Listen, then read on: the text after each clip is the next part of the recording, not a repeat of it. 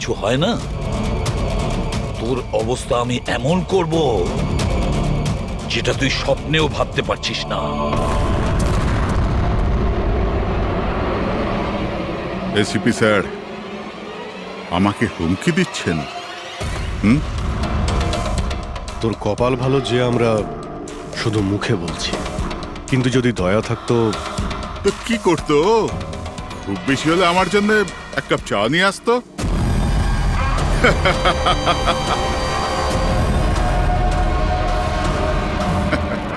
পা নিচে নামা। আরে ম্যাডাম, আপনি আমার জন্য চা বানিয়ে আনুন। তাছাড়া মেয়েদের কাজ ঘরেই হয়, এই সিআইডিতে কেন সময় নষ্ট করছেন আপনি? রবি, আর যদি আমার ম্যাডামের হাতের চা ভালো লাগে, হ্যাঁ, তো আমি ওর সাথে বিয়ে করবার ব্যাপারেও ভাবতে পারি। উকিল বাবু, এ কিন্তু বড্ড বাড়াবাড়ি করছে। কি তোর এত সমস্যা হচ্ছে কেন অভি? হ্যাঁ,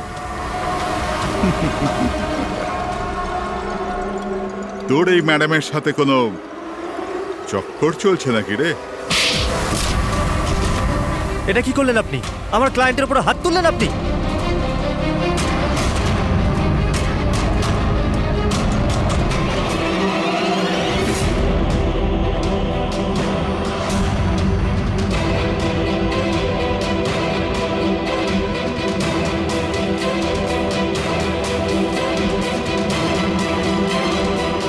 Sir?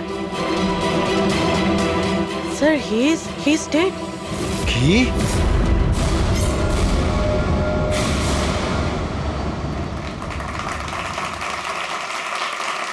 Good evening ladies and gentleman, and welcome to প্রশ্ন উত্তর। আমি আপনাদের হোস্ট অভয় কুমার আপনাদের স্বাগত জানাই। আজকের বিষয় একটা বিতর্ক, যে আমাদের দেশের আইনের রক্ষাকর্তারা আইনের থেকেও কি বড়। আপনারা সবাই এটা নিশ্চয়ই শুনেছেন যে সিআইডির সিনিয়র অফিসার অভিজিতের উপরে বালা নামক এক ক্রিমিনালকে হত্যার অভিযোগ আরোপ করা হয়েছে। এই জন্য আমাদের মাঝে আজকে উপস্থিত আছেন নিজেই senior inspector Abhijit from the CID bureau, যার সাথেই এসিপি প্রদ্যুমান স্যারও, ওয়েলকাম স্যার, আর senior inspector Daya CID bureau থেকে। আমাদের প্যানেলিস্ট হলেন ex army officer mister Ranbir, ex IB officer Sanjit sir, আর এক্স জাজ মিসেস মন্দিরা, আর সঙ্গে আছেন ক্রাইমের senior editor Madan Kumar sir, আর সঙ্গে উপস্থিত আছেন সিনিয়র জার্নালিস্ট আর হিউম্যান রাইটস অ্যাক্ট্রেস। তাহলে আমি শুরু করতে যাচ্ছি হিউম্যান রাইটস অ্যাক্ট্রেসকে দিয়ে। বলুন, এই কেস সম্পর্কে আপনি কি বলবেন? এদের মতো অফিসারদের জন্যই আইনের নাম খারাপ হচ্ছে দেশে। একদম ঠিক। হাতে বন্দুক কি শক্তি এসে যায়? এনাদের মনে হয় কি যা খুশি তাই করবে, আর মানবাধিকারকে মুচড়ে রেখে দেয় এই সব আইন রক্ষকরা। হ্যাঁ, আমি তো বলি এদের থেকে বন্দুকটাই ফেরত নিয়ে নেওয়া উচিত। বন্দুক চালানোর নৈতিকতা কি হতে পারে এদের ধারণাই নেই। আমি তো এটা বলবো যে এরা একটা সিম্পল কথাকে রং চড়িয়ে বলছে। বালা সিআইডিদের সঙ্গে খারাপ ব্যবহার করেছিল, আর এর মধ্যে যদি হাত উঠেই যায়, তার মানে তো এই নয় যে অভিজিতের ওপর খুনের দাগ লাগিয়ে দেওয়া হবে। আর যদি কোনো অপরাধীর হাতে হতো এই খুন, তো তাহলে কি আপনি ছেড়ে দিতেন? বা সাধারণ মানুষের হাতে? না তো। তাহলে যে নিয়ম সাধারণ মানুষের জন্য রয়েছে তা সিআইডির জন্য কেন হবে না? মিস মন্দিরা, আপনি কখন থেকে চুপ করে বসে আছেন? এই বিষয়ে আপনি কি বলতে চান? অভিবাবু, আমি এই জন্য চুপ রয়েছি যে যেই সিআইডির বাহাদুরির প্রশংসা লোকেরা করে থাকে, তাদেরকে আজ এখানে অপমান করাটা ঠিক হচ্ছে কি? দেখুন, আমার মনে হয় তর্কের কোনো শেষ নেই। যে অভিজিৎ ঠিক না ভুল, এগুলো নিজস্ব ভাবনার উপর নির্ভর করে। এখন আমি কথা বলতে চাই এসিপি প্রদ্যুমান স্যারের সাথে, যার লম্বা কেরিয়ার দেশের প্রতি দায়িত্ব এবং কর্তব্যে পরিপূর্ণ। এই কেসেতে আপনি কার পক্ষ নেবেন? সিআইডির অভিজিৎ স্যারের, নাকি আইনের পক্ষ নেবেন? দেখুন, আজ পর্যন্ত আমি বরাবর আইনকে সমর্থন করেছি, আর পরেও সমর্থন করব। আমি ন্যায়ের পক্ষেই, আর এ কথা বলার কাউকে আমি সুযোগ দেব না যে আইন সিআইডির জন্য একরকম আর সাধারণের জন্য অন্যরকম। যতক্ষণ না এনকোয়ারি কমিশনের ডিসিশন জানাচ্ছে ততক্ষণ senior inspector Abhijit CID duty থেকে সাসপেন্ড থাকবে।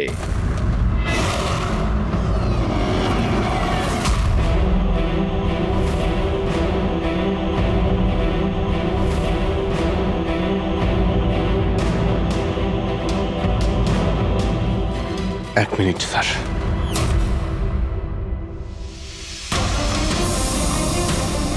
স্যার, আমার ব্যাপারে লোকেরা কি বলল তাতে আমার কিছুই যায় আসে না। এইমাত্র আপনার মুখ থেকে যা শুনলাম তাতে খুব কষ্ট হচ্ছে স্যার। যা কিছু হয়েছিল আপনার সামনেই হয়েছিল, আপনি ওইখানে ছিলেন। আপনার বুকে হাত দিয়ে বলুন তো স্যার, আমি কি ইচ্ছে করে ওই লোকটাকে মেরেছি? আর যদি আপনার উত্তর হ্যাঁ হয়, তাহলে আমি আদালতের সিদ্ধান্ত শোনার আগেই নিজে গিয়ে ফাঁসি কাটে ঝুলে পড়বো স্যার। অভিজিৎ, রিল্যাক্স। না দয়া, অনেক হয়েছে। এরকম অনেকবারই হয়েছে। অনেক সময় দেখেছি কিছু মানুষেরা আমাদের উপরে অপবাদ দেয়, আর স্যার আমাদের পক্ষে থাকার বদলে আমাদের সাসপেন্ড করে দেন। আর আপনারা বড় বড় কথা বলছিলেন মানবাধিকারের। কি বলছিলেন আপনি? আমাদের হাত থেকে বন্দুক নিয়ে নেওয়া উচিত।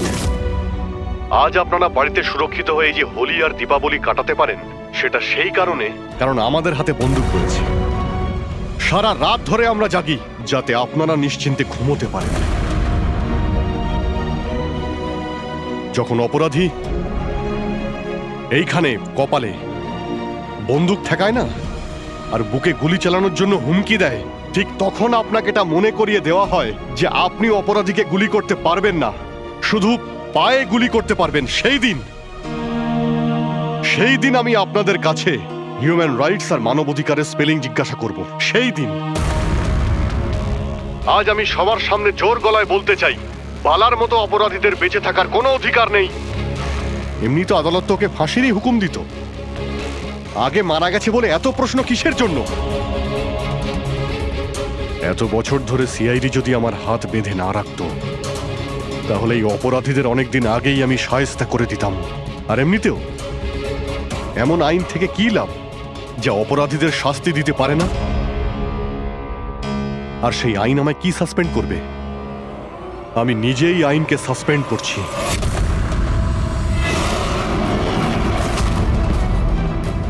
মনে সাহস আর পকেটে রেজিগনেশন নিয়ে আমি সবসময় করি।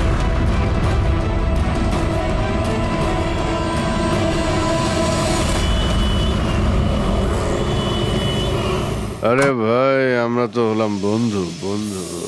কি চাই বলো তোমার? এই আমার বন্ধুর জন্য সব নিয়ে এসো আজকে, তুমি আর আমি মিলে। এই চল চল। অভিজিৎ, কি হয়েছে কি তোমার? কোন জায়গায় বসে আছো তুমি? আর কি ধরনের লোক আছে সাথে? চলো ওঠো ওঠো, চলো বাড়ি চলো। কোথায় যাব?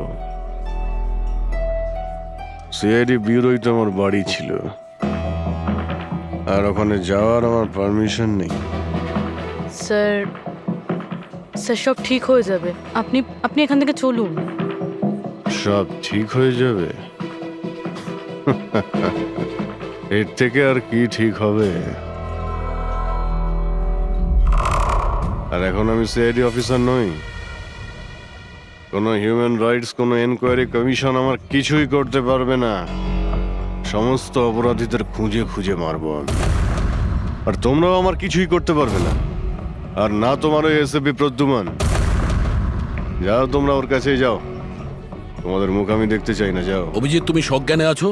তুমি জানো তুমি কি বলছো?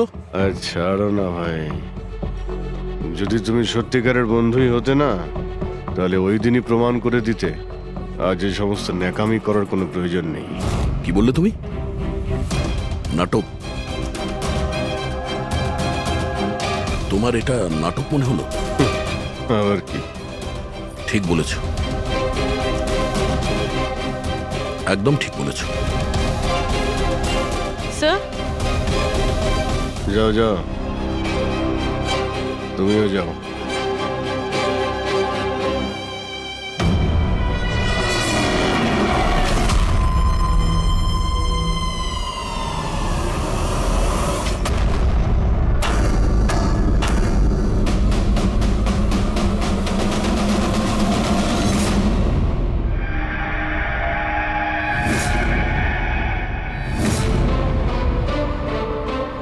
এই, কে এখানে?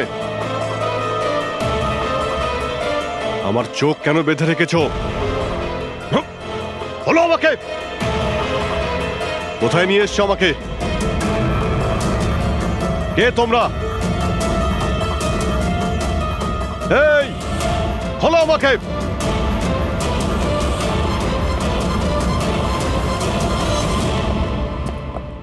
কে তোমরা? হ্যাঁ, চোখ থেকে ওটা খোলো।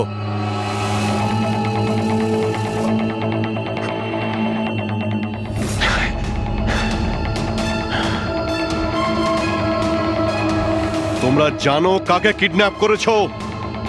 একজন সিআইডি অফিসারকে। অভিজিৎ, তুমি আর এখন কোনো সিআইডি অফিসার নও। Senior inspector Abhijit CID duty থেকে সাসপেন্ড থাকবে। ভয় পেও না, আমাদের থেকে তোমার কোনো ভয় নেই। আমাদেরকে নিজের বন্ধু ভাবতে পারো। বন্ধু? তোমরা কারা বলবে? সব জেনে যাবে অভিজিৎ, আমরা কে আর তোমার থেকে কি চাই। অন্ধকারে লুকিয়ে রয়েছো কেন? সাহস থাকলে সামনে এসো। আমরা অন্ধকারে আছি কারণ এই দেশ আর সমাজ আমাদেরকে আলোতে কাজ করতে দেয় না।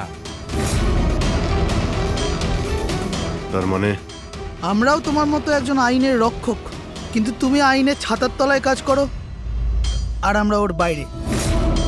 আমরা অপরাধীদের সরাসরি সুবিচার দিয়ে থাকি, না কোর্ট, না কাছারি, না এনকোয়ারি কমিশন, সোজা মৃত্যুদণ্ড।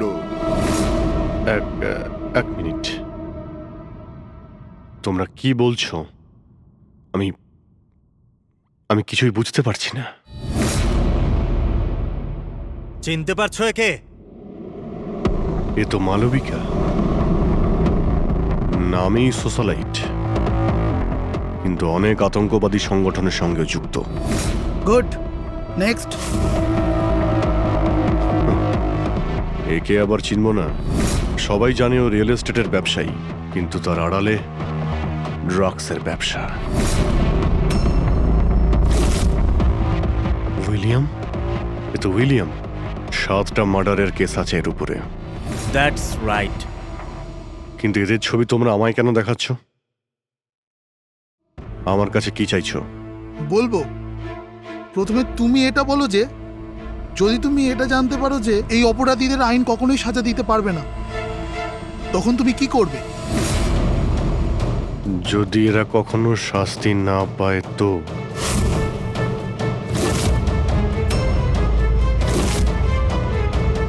তো আমি এদের নিজেই মারব। আর এমনিতেও কোনো অপরাধীদের বেঁচে থাকার কোনো অধিকার নেই। সবাইকে পিষে মেরে ফেলা উচিত, সবাইকে। Very good. তোমার ভেতরে এই রকমই উদ্যম আর সাহস দেখতে চেয়েছিলাম আমরা। আমি তোমার যন্ত্রণা বুঝতে পারি অভিজিৎ। যদি বালা ভুল করে মরেও যায় তাতে কি আর হবে? ছিল তো ও একটা অপরাধী, না? এবার তুমিই বলো অভিজিৎ, এত বছরের চাকরির এই যে পুরস্কার পেয়েছো তুমি, এটা কি ঠিক? এদের মতো অফিসারদের জন্যই আইনের নাম খারাপ হচ্ছে দেশে। আর মানবাধিকারকে মুছড়ে রেখে দেয় এই সব আইন রক্ষকরা। হাতে বন্দুক কি শক্তি এসে যায়? এনাদের মনে হয় কি যা খুশি তাই করবে। না, এটা একদমই ঠিক নয়।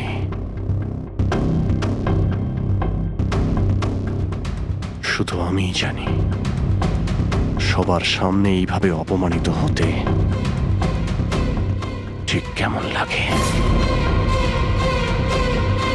কতটা যন্ত্রণা হচ্ছে আমার। আমরা বুঝতে পারছি অভিজিৎ, এই জন্যই তো তোমার দিকে বন্ধুত্বের হাত বাড়াতে চাই। আমাদের গ্যাংয়ের কাজ হলো এই অপরাধীদের শাস্তি দেওয়া, যাদেরকে আদালত খোলা ছেড়ে দিয়েছে। হাত মেলাবে আমাদের গ্যাংয়ের সাথে? এত কি ভাবছো অভিজিৎ? আমাদের সঙ্গে থাকবে নাকি ওই সিস্টেমের সাথে, যে অজান্তে হওয়া একটা ঘটনার জন্য তোমাকে শাস্তি দিয়েছে? আমি জানি না যে তোমরা কারা, তবে লড়াই যখন অপরাধ আর অপরাধীদের বিরুদ্ধে, তখন আমার উত্তর সবসময় হ্যাঁ। কিন্তু এর প্রথমে তোমাকে বিশ্বস্ততার পরীক্ষা দিতে হবে। বিশ্বস্ততার পরীক্ষা? এই লোকটা কে?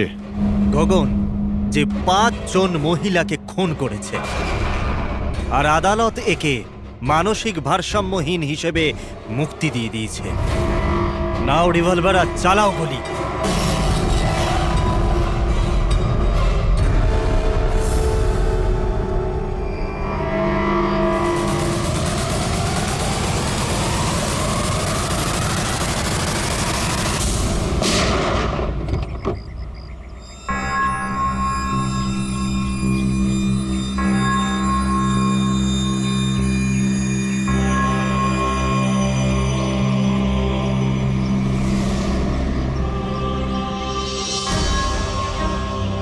আমাদের ফোনের অপেক্ষা করবেন। আর হ্যাঁ, যা আপনার অসুবিধা হলো না, ওর জন্য সরি। আর একটা কথা মাথায় রাখবেন, ফোন সবসময় নিজের সাথে রাখবেন। যদি বাথরুম যেতে হয় তবেও।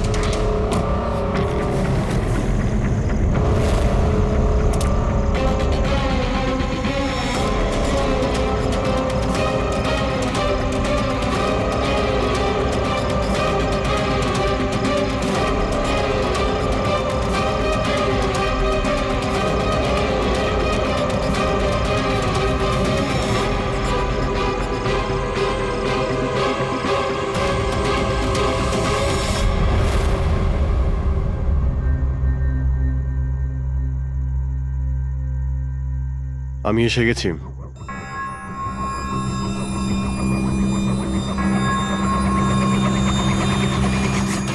আমাদের সন্দেহই ঠিক।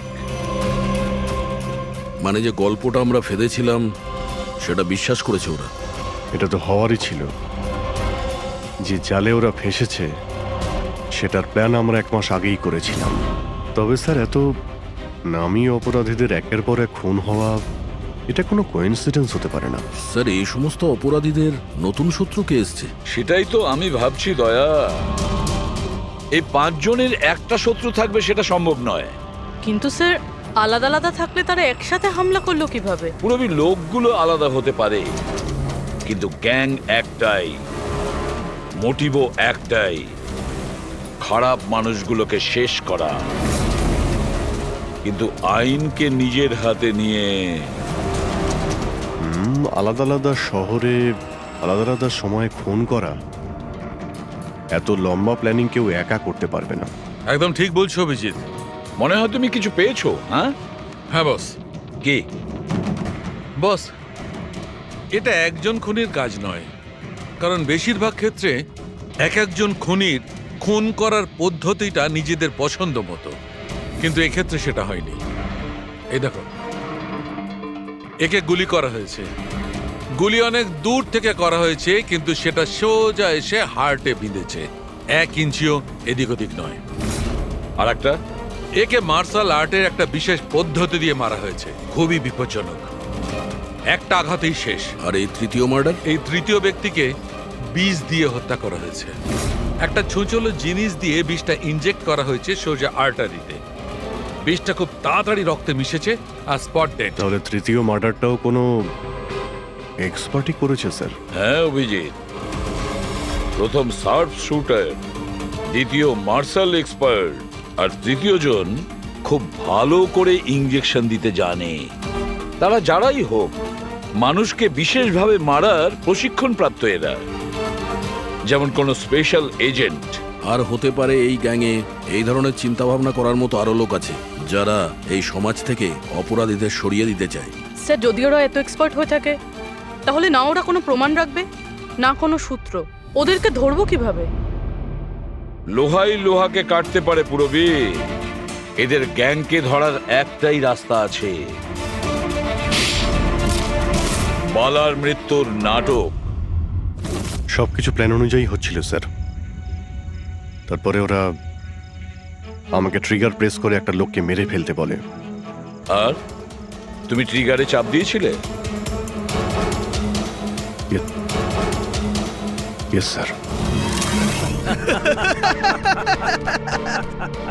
এসব কি হচ্ছে? হ্যাঁ, বলেছিলাম না আমরা, তোমার পরীক্ষা নেওয়া হবে এটা দেখার জন্য যে তুমি এই কাজটাকে পরিণতি দিতে পারবে নাকি।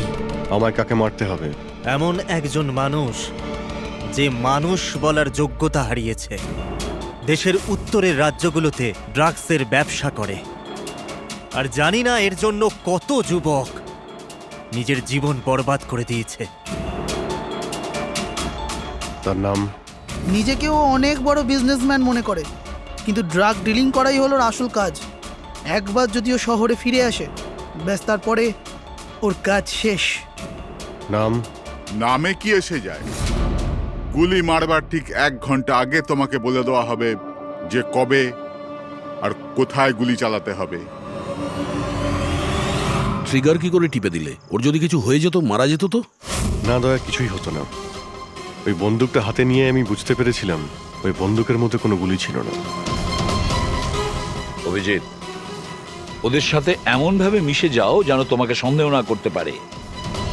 এটাই হলো রাস্তা ওদের কাছে পৌঁছানোর। কিন্তু ওরা বড় ধরনের কিছু করে ফেলার আগে যদি আমরা ওদের আড্ডাতে পৌঁছে যাই ওদের গ্রেপ্তার করার জন্য। কিন্তু ওদের আড্ডায় পৌঁছাবো কি করে? তোমার চোখে তো পট্টি বাঁধা থাকে। চোখ বাঁধা ছিল, কিন্তু দয়া, ওদের আড্ডা থেকে বাড়ি পৌঁছানো পর্যন্ত আমি রাস্তাগুলো ভালো করে ফিল করেছি। আর যা কিছু আমার মনে হয়েছিল সব পেন ড্রাইভে রেকর্ড করেছি। এগুলো আমার জামা কাপড় আর জুতো। যদি এর থেকে কিছু সাহায্য পাওয়া যায় ওদের আড্ডায় পৌঁছানোর জন্য। স্যার, যা করতে হবে তাড়াতাড়ি করতে হবে। যে কোনো সময় আমার কাছে ফোন আসতে পারে ওই ড্রাগ ডিলারকে মারার জন্য। আর আমি এই ধরনের কাজ করতে চাই না যার পারমিশন আইন আমাকে দেয় না। যতক্ষণ আইন না বলছে আমরা কাউকে মেরে ফেলতে পারি না, সে কোনো বড় অপরাধী হলেও।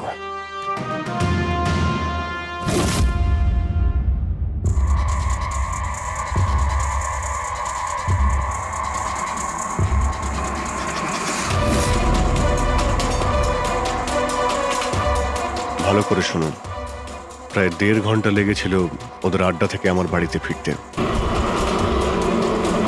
গাড়ির স্পিড 60-এর উপরে যায়নি।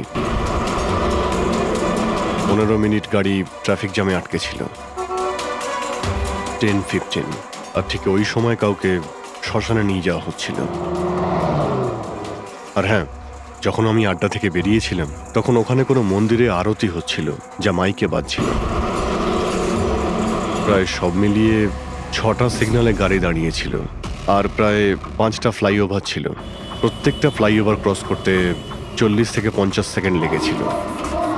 রেলওয়ে স্টেশন, একটা ফ্লাইওভারের নিচে রেলওয়ে স্টেশন ছিল যেখানে ট্রেনের অ্যানাউন্সমেন্ট হচ্ছিল। স্যার। হ্যাঁ বলো। এই দেখুন স্যার, এই দেখুন। অনিকেত কুমার স্যার, সিবিআই দুদিন আগেই ওর সঙ্গে কথাবার্তা বলেছে স্যার। দেশে অনেক জায়গায় ও ড্রাগসের ব্যবসা করে। এখন কোথায়? ফ্রেডি স্যার দেখছেন স্যার। স্যার এটা প্যাডি, ধান। ও ধান, ওই যে তুমি অভিজিতের জামা থেকে যে সুতোটা এনেছিলে সেইটা একটা বস্তা সুতো, পাটের বস্তা। তাহলে ধান আর পাটের সুতো, তার মানে হচ্ছে এটা কোনো গোডাউন, কোনো একটা গোডাউনকে আস্তানা বানিয়েছিল ওরা। এমন একটা গোডাউন যেখানে সবজি বিক্রি হয় অথবা কোনো ধানের কল। স্যার স্যার এই রুটটা নিয়েছে এরা। রুটটা সেই রকমই যেরকম অভিজিৎ স্যার বলেছে। আমার মনে হয় এটাই। গুড জব পুরবি। হ্যাঁ ডক্টর সালুকে, কি অভিজিৎকে আনাজের গুদামে রাখা হয়েছিল? অনিকেত আজকে সকালেই গ্রিস থেকে ফিরেছে, এখনো অব্দি অফিসেও যায়নি। আচ্ছা, গ্যাং থেকে ফোন আসবে অভিজিতের কাছে, আসবে ফোন।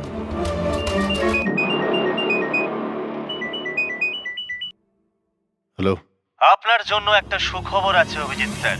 যে সময়ের আপনি অপেক্ষা করছিলেন সেটা এসে গেছে। আজকের এই শুভ দিনে এক অপরাধী শাস্তি পাবে। ঠিক 1.5 ঘন্টা পরে একটা কালো রঙের গাড়ি আসবে আপনার কাছে, আর বলে দেওয়া হবে আপনি কার ওপর আর কখন গুলি চালাবেন। হ্যাঁ কিন্তু রাইফেল কোনটা? তাতে কি যায় আসে রাইফেল কোনটা? আপনাকে তো সিআইডি ট্রেনিং এ সব ধরনের ট্রেনিং দেওয়া হয়েছে, তাই না? হ্যাঁ, আমাকে সব ধরনের ট্রেনিং দেওয়া হয়েছে, কিন্তু আমার কাছে একটাই চান্স গুলি চালানোর। যদি আমি জানতে পারি বন্দুকটা কোন ধরনের তো একটু সহজ হবে। RS 451। ওকে, RS 451।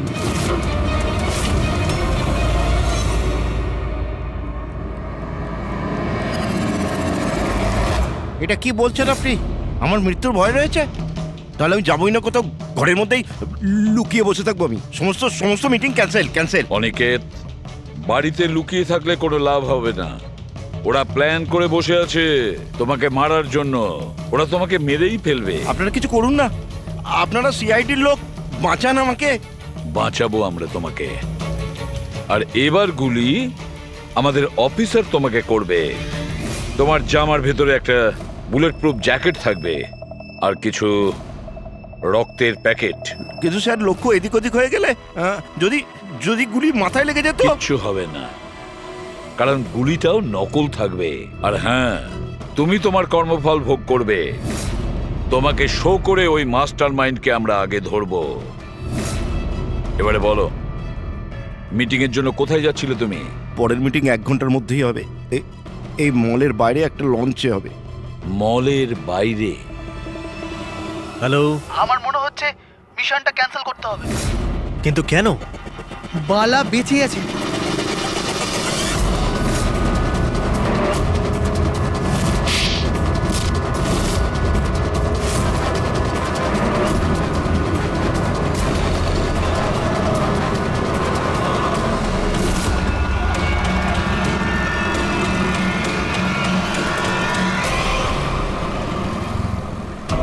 খুব বড় বিশ্বাসঘাতকতা হয়েছে আমাদের সাথে। অভিজিতের হাতে কেউ খুন হয়নি।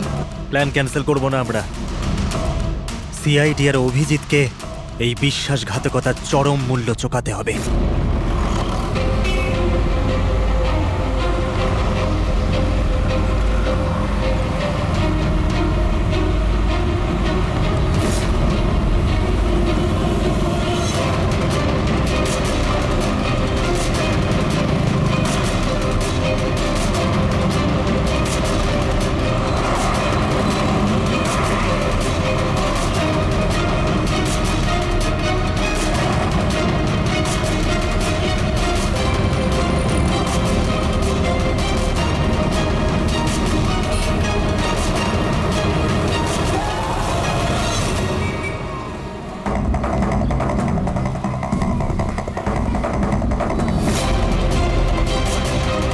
এখানে ওই লোকটা আসতে চলেছে।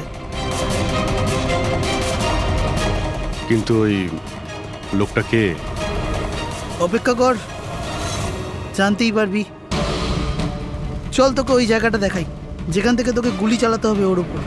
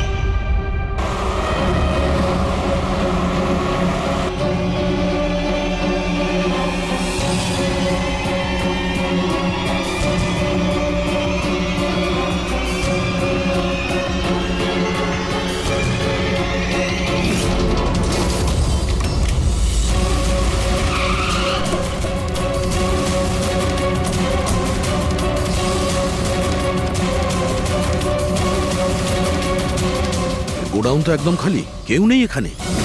হ্যাঁ স্যার, এটা তো সেই গুদাম নয় যেটা আমরা খুঁজছি। ও দাদা ভাই, কে আপনারা? কি চাই? তুমি এখানে কাজ করো? ইয়েস। এই গোডাউন কো ব্যবহার করছিল কি? না তো, গত 2 বছর ধরে বন্ধ পড়ে আছে। এই গোডাউনটা আমার বস বিক্রি করতে চায়, তা আপনি কি কিনবেন? যদি এটা ওই গোডাউন না হয় তাহলে কোন গোডাউনটা?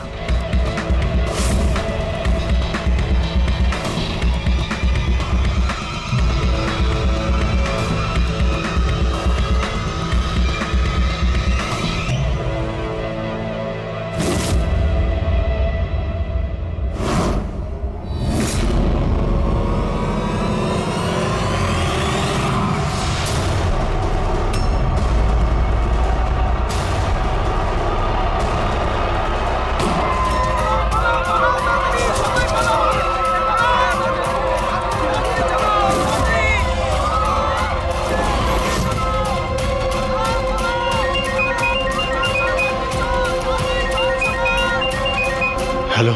অভিনন্দন অভিজিৎ, তোমার সাফল্যের জন্য। Aniket is finished. এবার দেখা করে অভিনন্দন জানাবো তোমাকে। ঠিক আছে, আসছি আমি।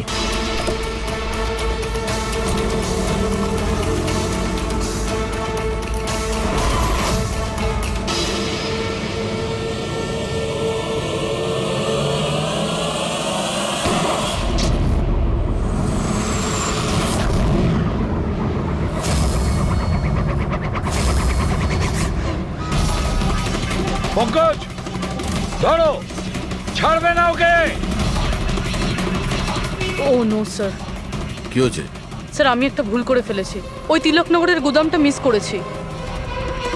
স্যার এই দেখুন স্যার, ওখানেও একটা মন্দির আছে, শ্মশান আছে, ফ্লাইওভার আছে আর রেলওয়ে ট্র্যাক। আচ্ছা, ওই গোডাউনটা না তো? কত দূর এখান থেকে? স্যার, ট্রাফিক জ্যাম নিয়ে 40-45 মিনিট লাগবে। স্যার, অপরাধীরা জানতো আমাদের প্ল্যানটা। অভিজিৎ স্যারের নকল গুলি চালাবার কথা। অভিজিতের সামনে বিপদ, দয়াকে ফোন করতে হবে। দয়া, দেখো অনিকেতকে কেউ গুলি করেছে, আসল গুলি। হ্যাঁ, অভিজিতের সামনে বিপদ। ওদের আড্ডা জানতে পেরেছো? না স্যার, খুঁজছি। তাড়াতাড়ি তাড়াতাড়ি দয়া, আমাদের হাতে টাইম নেই।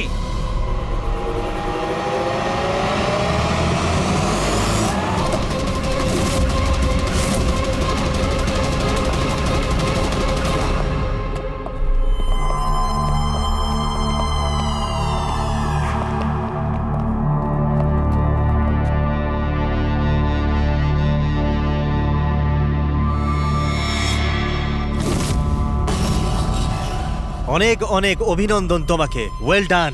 অনিকেতের মৃত্যুর খবর প্রত্যেকটা নিউজ চ্যানেলে দেখাচ্ছে, আর এখন তুমি আমাদের বিশ্বাস জিতে নিয়েছো। এই জন্য এখন অন্ধকার থেকে আলোতে এসে তোমার সাথে নিজেদের পরিচয় করাবো।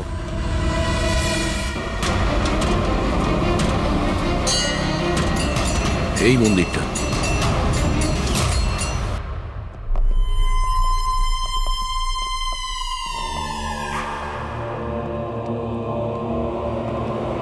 আমাদের প্যানেলিস্ট হলেন ex IB officer Sanjit sir, আর এক্স জাজ Mrs Mandira, ex army officer mister Ranbir. ও, তো আপনারা? হ্যাঁ, আমরা। কেন চমকে গেলেন নাকি আমাদের দেখে? ভুলে গেলেন সেই দিনটা যখন শুধু আমি সমর্থন করেছিলাম আপনাকে?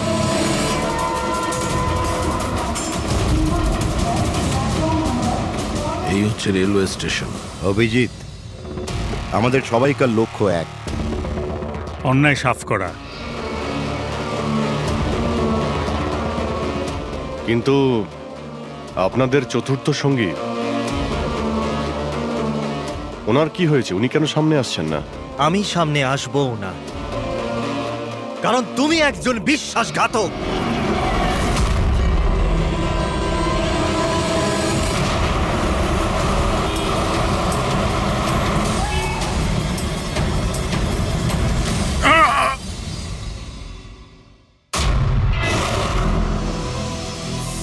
বালা বেঁচে আছে?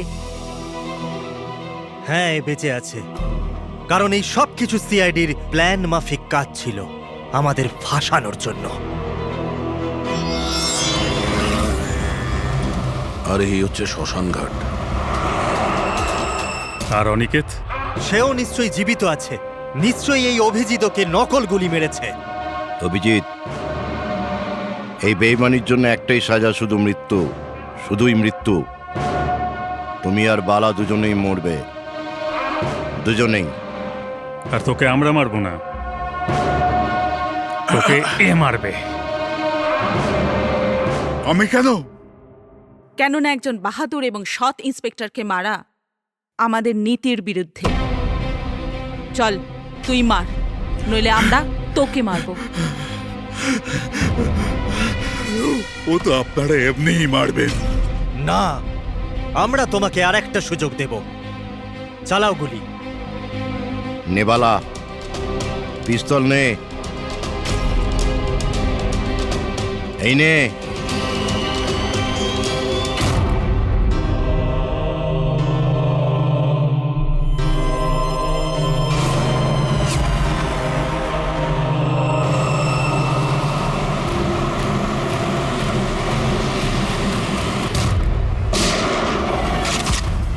কেউ পালাবে না, চল।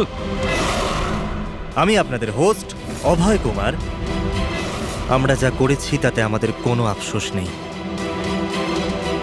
আমরা তো দেশের জন্য কিছু করতে চেয়েছিলাম, যেরকম আপনারা করে থাকেন।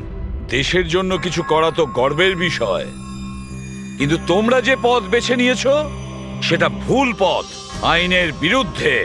তাহলে আইনই বা কোথায় 100% পারফেক্ট? এটা তো সেই আইনই যেটা থাকা সত্ত্বেও এত অপরাধী সমাজে মুক্ত হয়ে ঘুরছে। ওই অনিকেতকেও আপনি বাঁচিয়ে নিয়েছেন, তাই না? হ্যাঁ, অনিকেতকে আমরাই বাঁচিয়েছি, শুধু গুলি থেকে, আইন থেকে নয়, বুঝেছেন?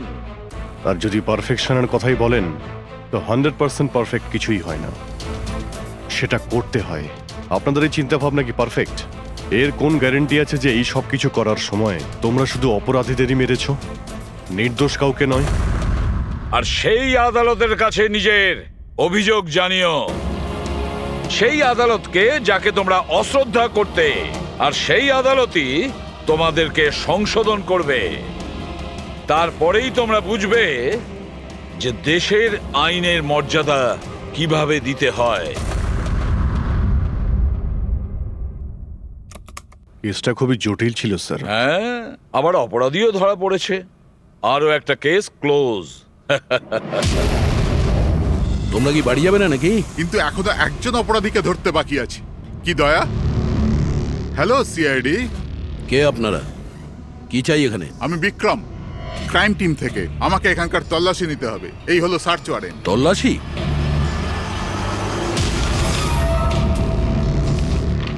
আমাদের আপনাদেরকে অনুরোধ যে আপনারা সবাই আমাদের সাথে কমপ্লিটলি কোঅপারেট করতে থাকবেন।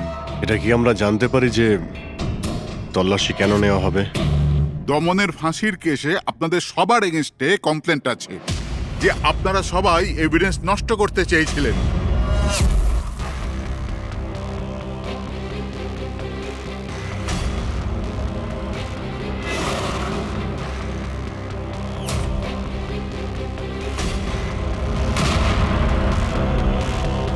তল্লাশি শুরু করো। আপনাদের সবার ফোন রেকর্ড চেক করা হচ্ছে, আর আপনাদের সবার উপরে কড়া নজর থাকবে।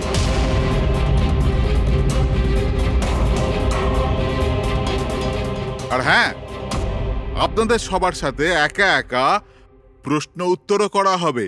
আমার আপনাদের ব্যক্তিগত পরামর্শ হলো, যাই বলবেন একদম সত্যি বলবেন। এটাই সিআইডির ভবিষ্যৎ তৈরি করবে। এই, আমরা সিআইডির কোনো গ্যাসের বেলুন নয়। আর তুমি কে আমাদের ফিউচার ঠিক করার? হ্যাঁ, সিআইডির অস্তিত্ব সত্যের উপরে দাঁড়িয়ে রয়েছে, মিথ্যের উপরে নয়। হ্যাঁ হ্যাঁ, আমি জানি আপনারা সিআইডির লোক, জানি আমি।